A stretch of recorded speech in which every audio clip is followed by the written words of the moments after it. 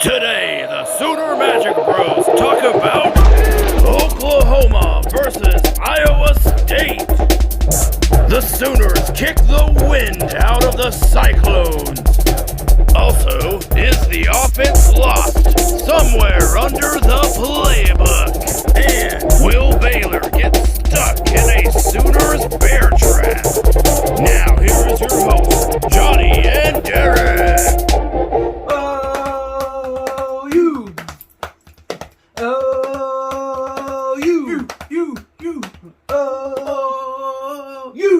Hey, that was one of my favorite parts about being at OU, Texas. I got a video of it. Yeah. That was the only cool thing about it. Good, yeah. Give me a break, guys. I know what you're saying. But I got a video of it and just hearing half of the stadium when that song come on. Oh, yeah. Oh, you. Dude, or no, my bad. It was doom, doom, doom. Oh, doom, yeah. Doom, The White doom. Stripes. Yeah, and whenever it does a, you. And only half the stadium singing it that way, and I got a video of it, and man, it's fucking cool. That's cool. But anyway, what's cool right now is after that game happened, the ceiling was falling, right? Mm-hmm. Long drive back from Dallas. And, you've got people all over the Twitters, oh my God, we're going 3-9, we're back to the John Blake era and all that shit. Hey, I ain't gonna lie, I mean, I was worried I wasn't feeling good second. myself neither. But we didn't have our quarterback for, 7 quarters. Mm-hmm. Damn near 2 games. K-State game, that loss wasn't, horrible.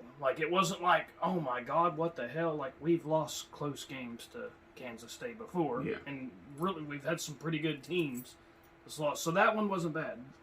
But when DG went down, the bottom fell out. And it was almost like he was the wingnut holding this whole team together, And not that he's, the most important player or the best player or oh my God, but no, he means a lot to this team right now.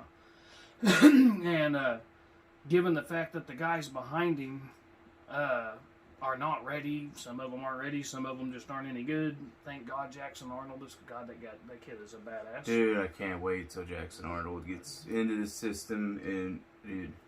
If you haven't been watching his high school games, I recommend you check them out. Go watch them. Dude looks like I have never been this excited about a high school quarterback coming to Oklahoma out of high school, ever. Don't get me wrong, Spencer Rattler people was pretty fired up about him. Don't get me wrong, Caleb Williams, after watching him in the spring game, I was pretty excited about what he was going to be. But this Jackson Arnold, he's special. He's the real damn deal. He's the real deal, man. He's all 5 stars. He's action fucking Jackson, baby. You damn right. Yes, he is. But, okay, we're going to talk about the Iowa State game. Action Arnold, there we go. Yes, I know we're later than shit on this video, but we're going to talk about the Iowa State game, and we're going to talk about, Baylor preview. And we're also going to talk about this drama people was trying to create and make up about Jeff Lebby and Brent Venables. If you watch the press conference, then you already know it was nothing, okay? People got to write, people's got to make, some people make clickbait videos, or, the guys writing articles are doing the same shit, It was nothing. It was Brent Venables. He was just throwing out some shit about, what was it? Remember that one play with, the 3 slants and we scored on it? And he says, Jeff Lebby's looking through all the stuff, and then he said something about living in 2nd and 10. You can't live on 2nd and 10 or something.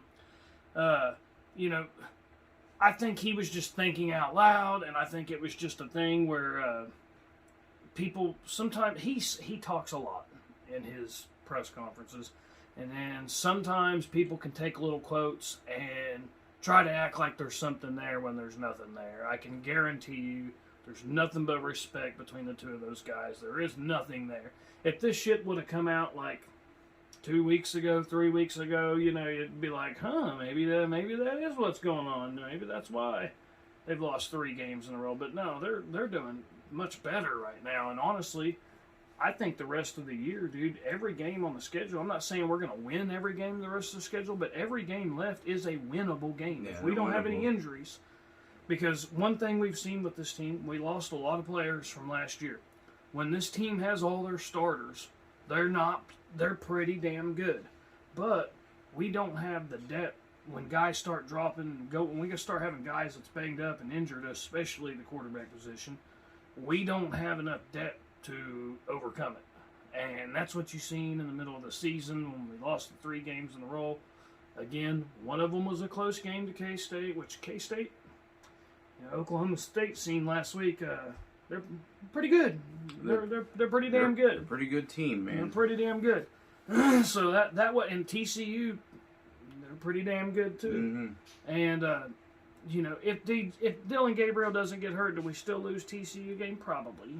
But I guarantee you, it don't look the way it did.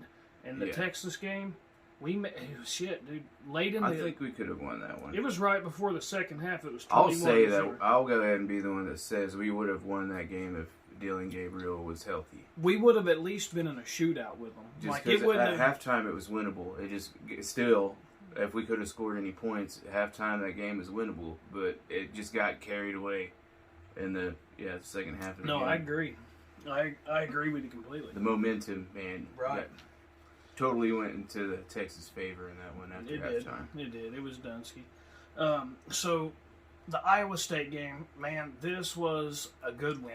Mm-hmm. This was a good win. Mims, I know, didn't have his best day. He's arguably our best player. I mean, if you're just talking about best player, him and Willis, obviously DG's very important. But Mims is one of our most talented, best players. He didn't have the best game, but Farouk stepped up, had a good day. And overall, man, I know Iowa State, they've been having a little bit of an off year, but still, you go to Ames, Iowa, and you beat Iowa State.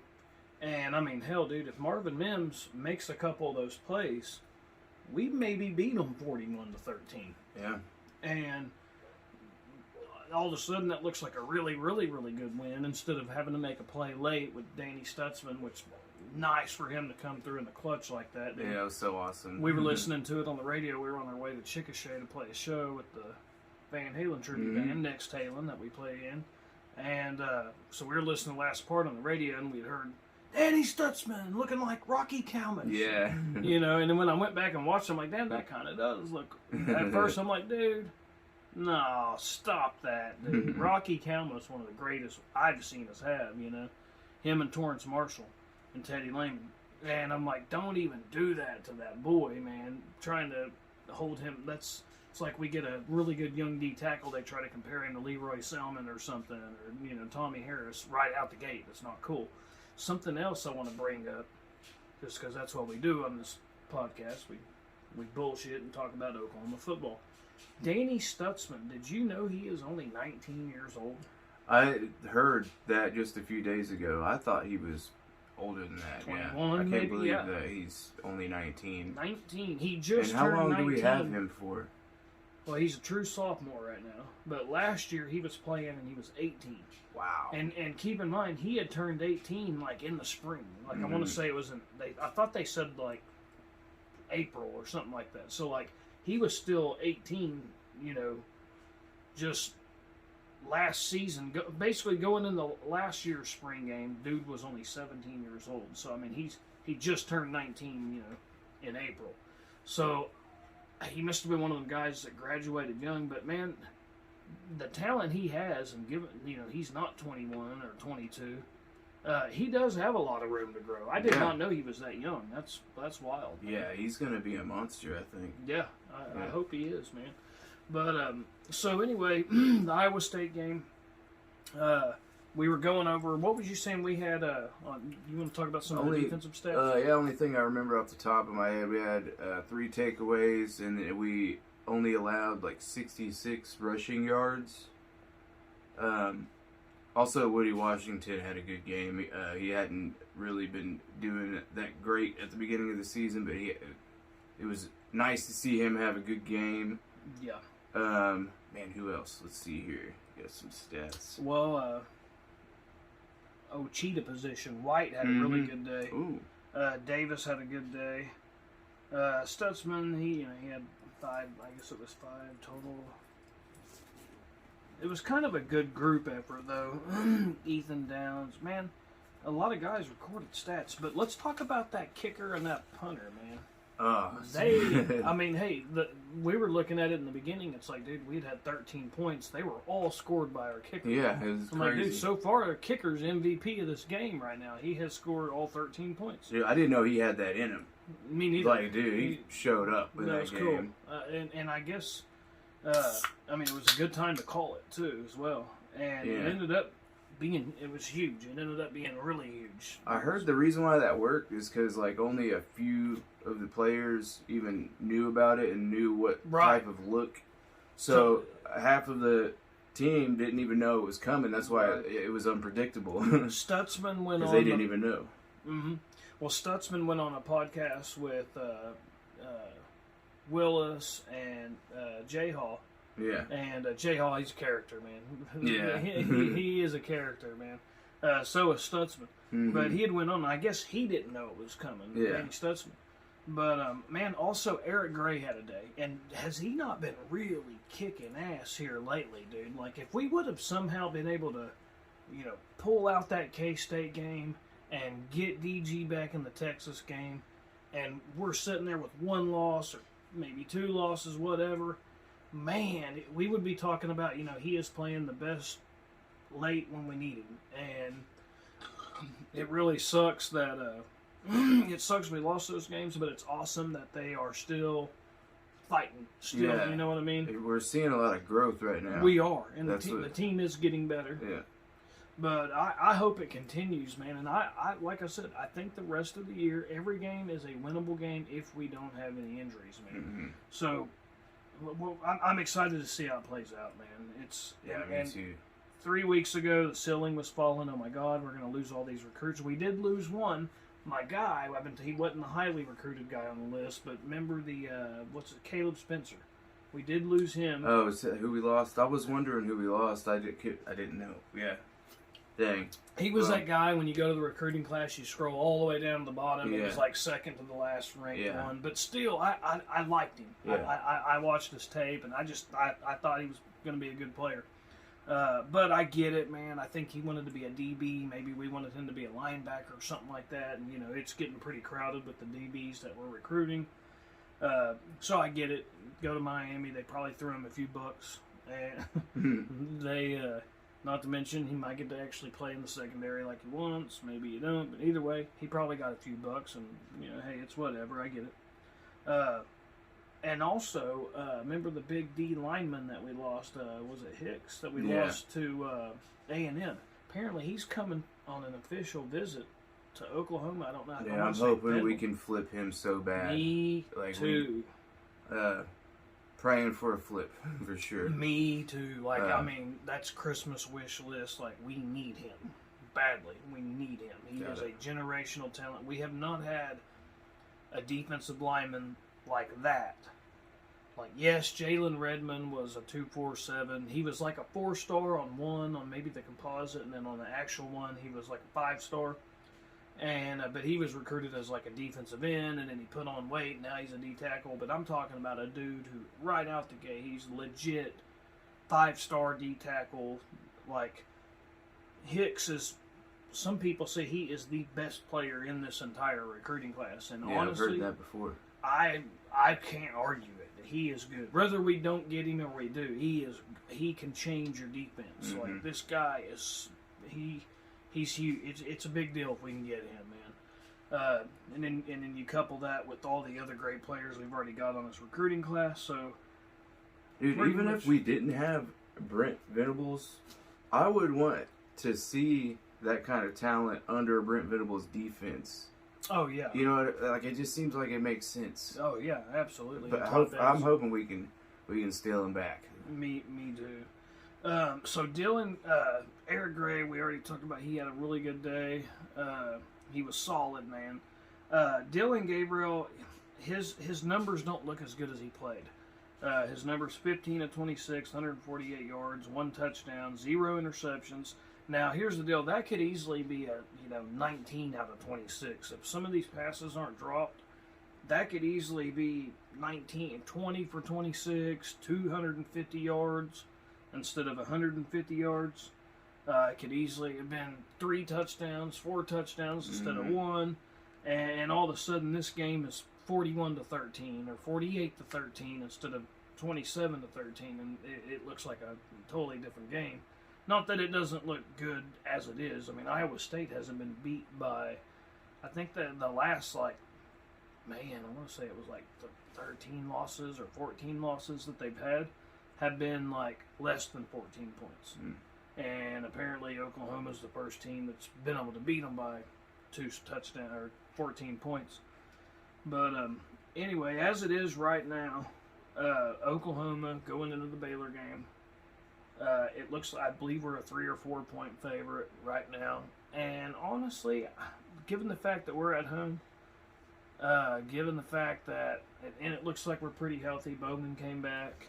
Cool. I've heard there was rumors going on about running back. We may have this guy a little banged up or that guy a little banged up, but I have a feeling 2 or 3 of them are going to be ready.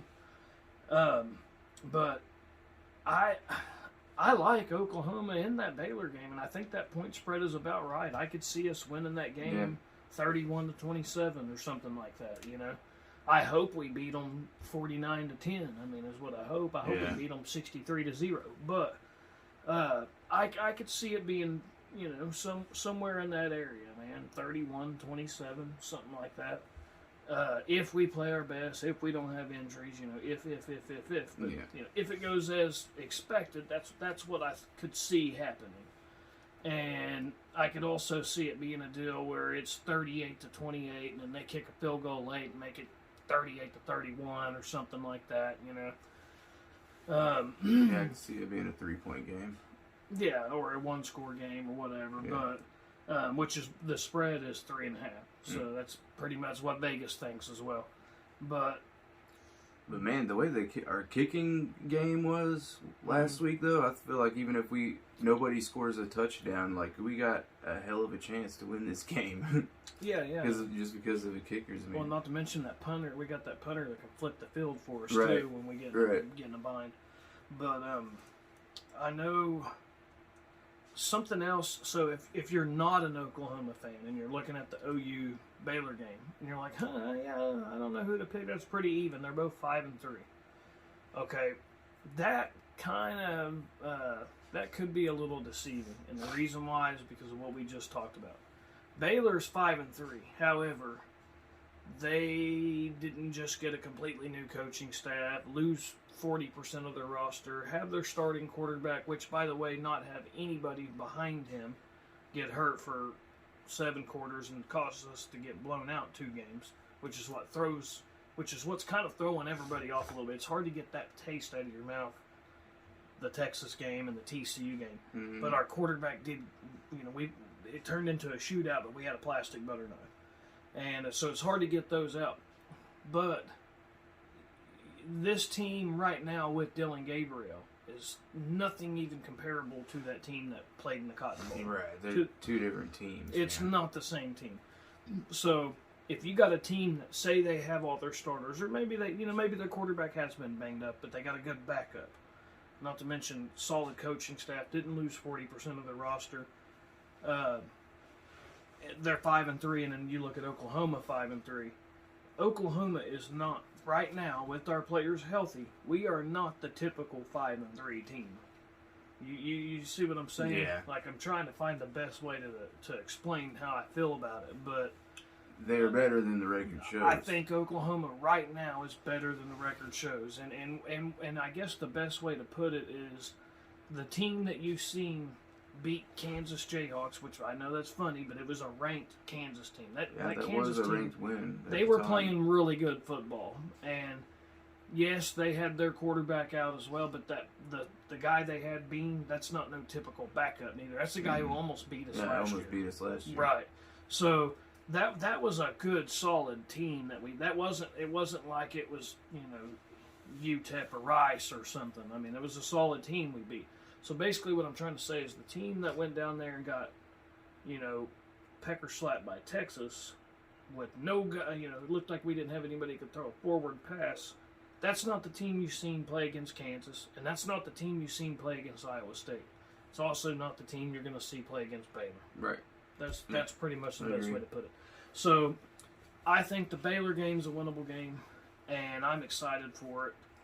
Are we going to go to the game? Maybe not. At least go down there, tailgate, and watch it, I guess. Yeah, we're going to at least go tailgate, and we might get some tickets and go check it out. Go to the game a bit. I would like to. Right. If you can. I mean, we've been going to most all of them anyway when we're not playing. So yeah, I guess. What's your prediction on this game? Man, okay. I think if we don't miss some of those passes to Mims, we can win it by a couple touchdowns. Mm-hmm. If we keep missing those types of passes but still play, the same as we did last week, I think it can be a really close game that a field goal is going to decide it. Because Baylor, I heard they're hitting their stride right now too. Like they're getting better too. That is true, and Dave. But I'm taking OU to win by 3. So what type of score do you see? Man, it's a tough one. Man, I don't know. I'll go low. I'll go, let's say 21-24. So you think we're going to win 24-21? That may be it. I mean, that might be a much better pick but it could be a way higher than that. I don't know. And we could hold them to less than 21 points, too. Right. Yeah, I think 24-21 isn't a horrible pick, really. Here's something you got to think about, dude. Dave Aranda has played Oklahoma's offense really, really good. And I know, we got Jeff Lebby now. Well, I really don't even want to bring this up, but he played against Jeff Lebby really good in that bowl game, too. Now, granted, Jeff Lebby lost his starting quarterback, star starting quarterback, in that bowl game, and, Matt Corral, and had to get a backup thrown in there, and, all of a sudden, and, is that a thing with Jeff Lebby? He's really good when he's got his guy in there that knows his system, but when his backup's in there, all of a sudden they can't score. Maybe it happened to him against Baylor in that bowl game. So as long as DG's healthy, I think that we're gonna score. We're gonna score enough to win. But that's kind of crazy. I didn't even think about that. We ought to go back and even look at him when he, look at some of the games when he's UCF. Mm-hmm. See if that happened then as well, and it may just be coincidental. Ohio, Ole Miss. He didn't get a good backup quarterback prepped yet. Oklahoma, he hadn't had one yet because he'd only been here for 5 minutes. Yeah, and not to mention we had lost like 2 5-stars. And then we also had a couple walk-on guys that was pretty good that left. And which, by the way, a couple of those walk-on guys that we had whenever Shedhead was here, they were not bad. Like, I feel like they could do better than Bevel. Remember, they'd play in the spring game and look pretty good, Because I remembered thinking that in my head, like, dude, those 2 walk-ons that dipped out, preferred walk-ons, they should have stayed. They may be starting in that fucking Texas game. Yeah. Because I swear they could throw the ball better than Bevel. Like, and I hate to rag on Bevel. I know he came here and all he did was try to help us, but man, and he may be hurt too. But could be. I don't want to give him too much shit. Right. I know he's one of our guys, and he could be hurt. There's no telling. Right. Yeah. Yeah. But luckily we got Dylan Gabriel. You can give him shit if you want to. Yeah, I'm gonna be honest with you, man. He ain't good. It reminds me when we had that Cody Thomas, I think was his name. He was like, he got Josh Heupel fired. Like, that dude was so sorry. Oh man. But he was a good baseball player, I guess. But anyway, so pretty much that's it. We've got some good games this week also, if you're one of them guys like us, or girls, whoever watches. Yeah. You don't just watch OU, you like watching everybody. Is it Tennessee and Georgia playing each other? Is that this week? And then who's Tennessee Alabama? is number 1 too right now. Yeah, as they should be. I'll be rooting for Tennessee. Damn right, my boy Josh Heupel, dude. Hell yeah. It's our man. He brought us our last national championship, man. I got to root for him. Josh Heupel and Torrance Marshall, those were my heroes growing up, man. And then, our brother, our little brother, Rocky, he is going to the Bama. LSU-Alabama game. So you got Bama and Alabama. That's always a pretty good one. And then Clemson I think you got Clemson and Notre Dame, possibly. It's either this week or next week. And then you got the Tennessee, Georgia. So there's dude, I'm glad I'm off work this weekend. We don't have to play any shows. No shows. I'm ready to watch a lot of football, dude. Me too. I can't fucking wait, man. But anyway, man, Boomer Sooner. We will try to get the next video out much sooner than we did this one. We're both busy. we were busy, but we kind of forgot. I know I forgot Monday. I was like, and it didn't realize till later. It's like, oh shit, we didn't do our video yet. Right. Well, we had that bye week, man. That bye week threw us off. Yeah. That's what happened. And then I had COVID that one week, but we ain't got a big following yet listening. We had, first few videos had quite a few views. It looked real promising. And then, I don't know if it's, the off year probably isn't helping any matters, but hopefully it'll get rolling pretty soon. We don't get on here and beg for likes and subscribes. Yeah. A lot of people like, share, subscribe, like, share. Make sure you hit that like, share, subscribe. Make sure you hit that. Hey, did you hit that like, share, subscribe? Hey, like, share. And if you want to donate, here's my tip jar account. Right, no shit. Yeah, if you want to donate anything. I also accept Bitcoin and Ethereum and Dogecoin. And Keystone Light. Yes. If you want to send me a pizza, here's my address. Oh, shit. That's great. But anyway, but no, for real though, if you want to donate some pizza or like Alfredo's Mexican food, yes sir. Them gingerbread cookies they got right now, around the holidays. Yeah, any of that stuff, you just send us a message. We'll send you the address. But and what are you drinking there? Show the folks what you're drinking on. Oh, it's That's a blue, OU beer. It's a OU beer with a blue can in it. What do you got? Bud Light in there? It's not very heavy. Right. Bud Light. Bud Light in there.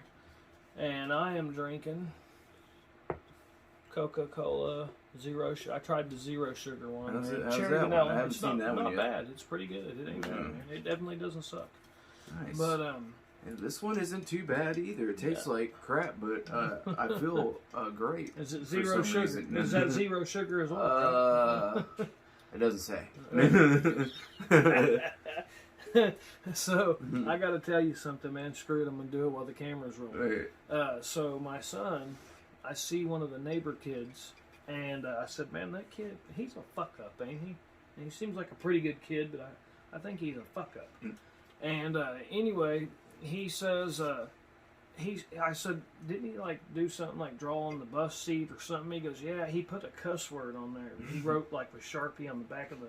I said, "So let me guess, you didn't write on it, but you damn sure was standing there laughing." He's like, "Oh yeah, I was laughing when he was writing the cuss word on the back of the seat."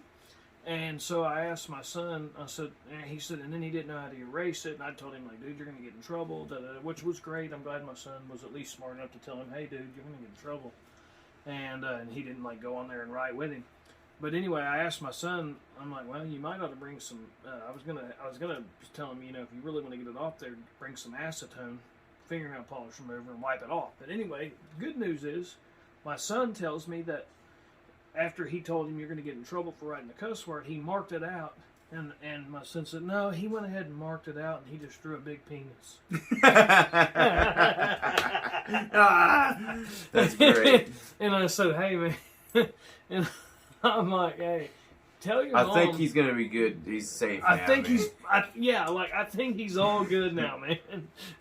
Unless it turns into a deal like that one documentary called "Who Drew the Dicks," I think is what it's called. Do you remember that? Where the guy he's graffitiing them everywhere. The next day, the bus driver, he got up, was like, "Who threw a penis?" Wait, no. What'd he say? Who drew a penis on the back of the seat? Oh, man.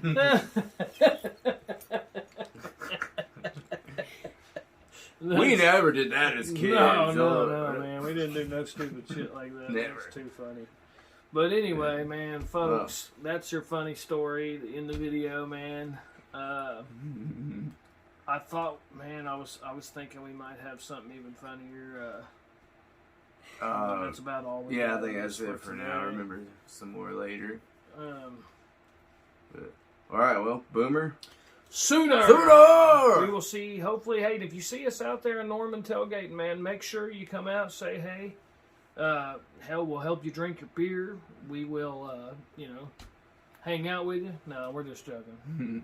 We'll drink a beer with you, and we'll trade back and forth who buys. But anyway, we'll see you out there. The tailgating, I guess you gotta buy like tents and shit. Well, maybe just for that one area. Yeah, for certain areas. Right. Yeah. Okay, that's what I figured. They're making another thing. They're making a big ass deal about it over nothing. But man, I wonder if we may ought to go out there, hang out where they do the like where Jackson Arnold and some of our recruits they'll be doing like a broadcast thing and really hanging out. Yeah, dude. To get more info on where that is. That'd be cool. Yeah, be cool to check that out, man. For sure. But anyway, Boomer Center, guys, and hopefully, Boomer. man, we keep winning games. Just keep this thing going in the right direction, man. And keep streaking. Keep it going, dude. Because we lost a lot of players, and I feel like after Brent Venables reels in a couple recruiting classes, it'll put the patch over this bump in the road. It'll patch up this bump in the road we've had. I think it'll take a couple recruiting classes to patch it up, but luckily. We're not going to the SEC until it looks like it's definitely not going to be until 2025.